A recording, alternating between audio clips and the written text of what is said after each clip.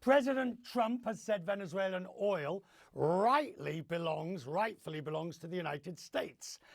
He's referring, of course, to Hugo Chavez, Maduro's predecessor, who in 2007 seized and nationalized the assets of the foreign oil companies and gave them to the state oil companies. Or he ensured that the state oil company in Venezuela took more than 51%.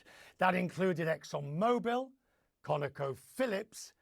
The oil companies then filed a huge number of lawsuits seeking tens of billions of dollars from the state oil company.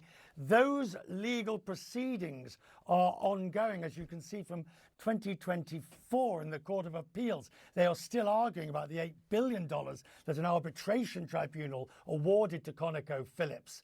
Since the energy assets were nationalized, the government has used energy profits for its military, the crumbling infrastructure, etc. The whole thing has fallen apart. Jorge Piñon previously served as an executive at BP, managing the company's supply and logistics in the Western Med, now senior researcher at the Energy Institute of University of Texas at Austin, joins me. Sir, thank you for patiently waiting by. When we listened to what the oil executives were saying, very tricky. Yep, you don't want to disagree with the president. Yep, there are huge opportunities, bonanza potential you don't want to miss out on, but it's a long way off. Oh, it's a long way off. I mean, I don't know where to start. I can tell you that I worked in a number of country entry strategy teams, and it's going to take the Exxons and the Conocos and the Shells and the BPs of the world at least 9 months to a year to put together a country entry strategy, much less a business plan. Like they said, they need somehow assurance of return on the investments. They need to be sure that they have political continuity. What's going to happen in the next 3 years when the administrations both in Washington and in Caracas change and new rules of the game are put on the table when you already started your business? So political continuity, political stability, which I mentioned a couple of times. Right. Trust me, when those guys walk out of that room, it's very important for that. I've got in front of me the latest, the most recent proceedings. Goes back to December of 24 in the United States Courts of Appeal. The only reason I'm referring to this is the expropriation of the oil companies' assets back in 2007 and beyond. Billions of dollars were awarded in arbitration.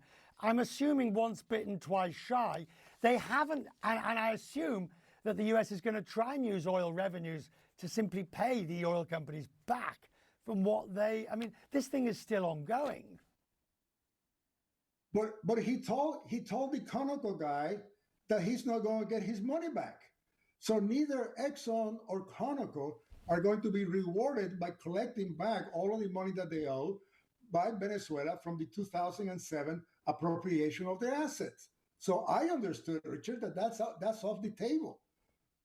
So they're going in already, even though he said that they were already discounted in their financials, with all of the 2007 not being part of this negotiation. So on this other, where the money goes, now the 30 million, by the way, he valued the 30 million barrels at 4 billion. It's near 1.8. But he said that money is going to the United States. And he then went on and said some of it will go to Venezuela.